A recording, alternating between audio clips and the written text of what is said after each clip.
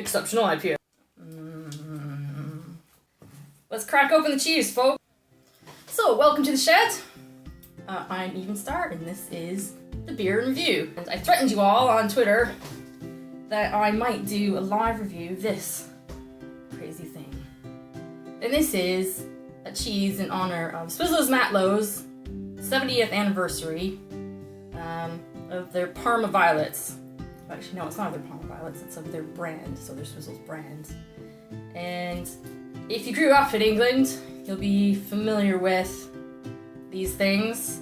This is a Parma Violet, and they're candy. They're like a sort of powdery candy, and they taste like, well,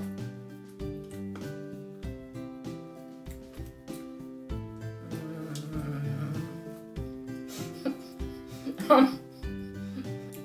don't know, if you were Canadian, right, like I'm Canadian, right, when I was a kid, there was like this gum, it's called Thrills gum, and it was about that color, it was like that purple color, and if you remember what that Thrills gum tasted like, that's what it tastes like. It tastes sort of like flowery and sugary, like flowery, like flowers, so yeah, like violets. So they've made a cheese, they've teamed up with the Cheshire Cheese Company, and the Cheshire Cheese Company and Swizzels have not paid me to do this, but Swizzels is kind of close to my heart because my partner's from Mills Derbyshire, and that's where the Swizzels factory is. And when I was growing up in Canada, this was like my favorite candy. These love heart things, right? Can you see that, right? These are my favorite candy, and they were about 10 cents for a roll about that big. And I never really thought about where they came from, but when I moved to Great Britain, which was, I don't know, 15 years ago or something now, right?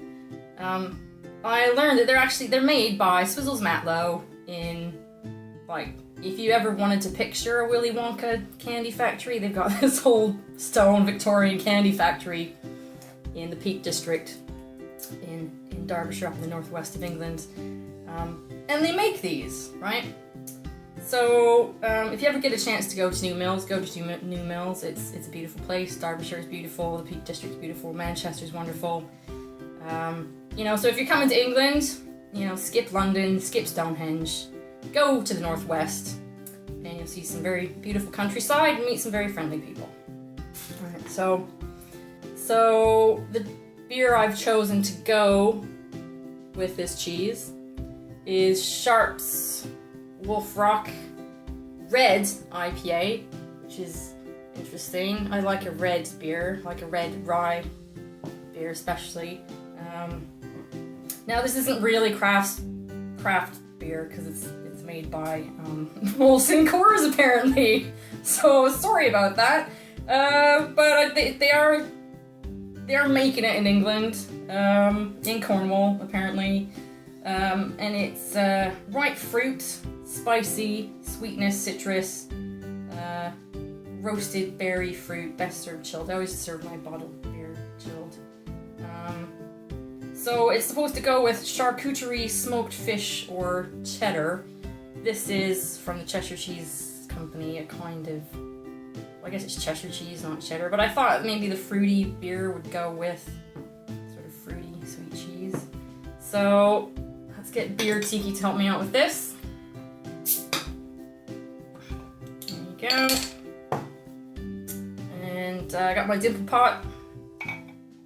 I prefer beer in a dimple pot, and they've started letting you have dimple pots again in pubs in England. They were hard to come by for a while because I don't know if you could picture one of these twice the size, so a pint, this is a half pint.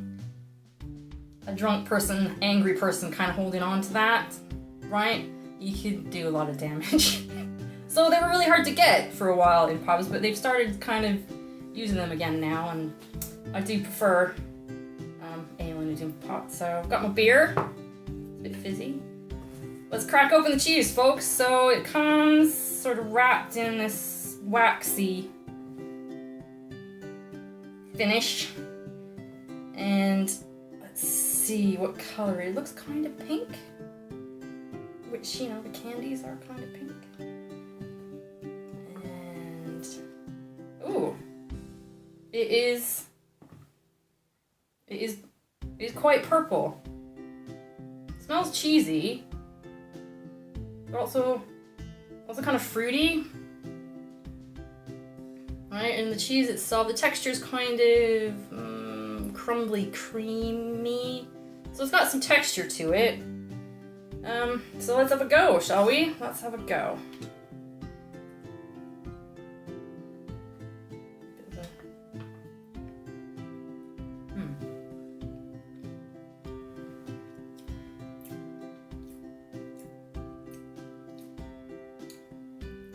It's not as sweet as I was expecting.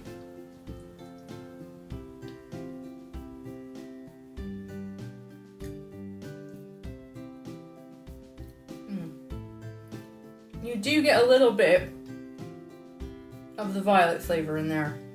It's not like they've just like crushed up a whole tube of those and stuck it in cheese. They've used what must be the flavoring for that and mixed it with sort of the Cheshire cheese. So the texture's a bit mealy, which is what that cheese is kind of like. Interesting.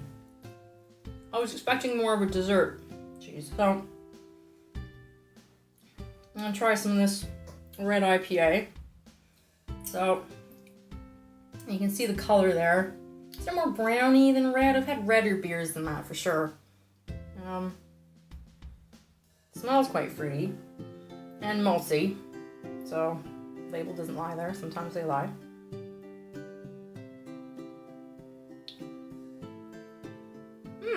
That's quite nice, actually.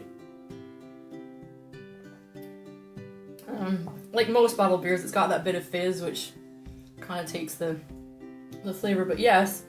So it's quite a bitter, clean taste, and you do get sort of I call it like almost like a plum or blackberry fruit right up front there. Medium body, bit astringent at the back, tiny little bit of